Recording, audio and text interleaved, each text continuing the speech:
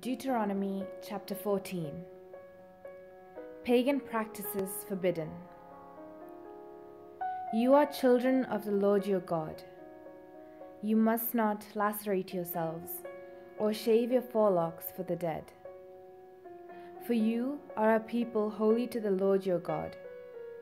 It is you the Lord has chosen out of all the peoples on earth to be his people, his treasured possession. You shall not eat any abhorrent thing. These are the animals you may eat: the ox, the sheep, the goat, the deer, the gazelle, the roebuck, the wild goat, the ibex, the antelope, and the mountain sheep. Any animal that divides the hoof and has the hoof cleft in two and chews the cud, among the animals you may eat. Yet of those that chew the cud or have the hoof cleft, you shall not eat these: the camel, the hare, and the rock badger, because they chew the cud, but do not divide the hoof. They are unclean for you. And the pig, because it divides the hoof, but does not chew the cud, is unclean for you.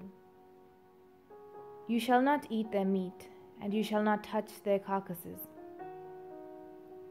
Of all that live in water, you may eat these: whatever has fins and scales you may eat, and whatever does not have fins and scales you shall not eat.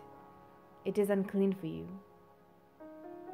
You may eat any clean birds, but these are the ones you shall not eat: the eagle, the vulture, the osprey, the buzzard, the kite of any kind, every raven of any kind, the ostrich, the nighthawk, the seagull, the hawk of any kind, the little owl and the great owl, the water hen and the desert owl, the carrion vulture and the cormorant, the stork, the heron of any kind, the hoopoe and the bat. And all winged insects are unclean for you. They shall not be eaten.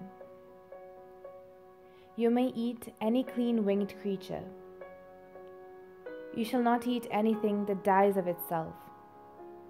You may give it to aliens residing in your towns for them to eat, or you may sell it to a foreigner, for you are a people holy to the Lord your God. You shall not boil a kid in its mother's milk. Set apart a tithe of all the yield of your seed that is brought in yearly from the field, in the presence of the Lord your God, in the place that he will choose as a dwelling for his name.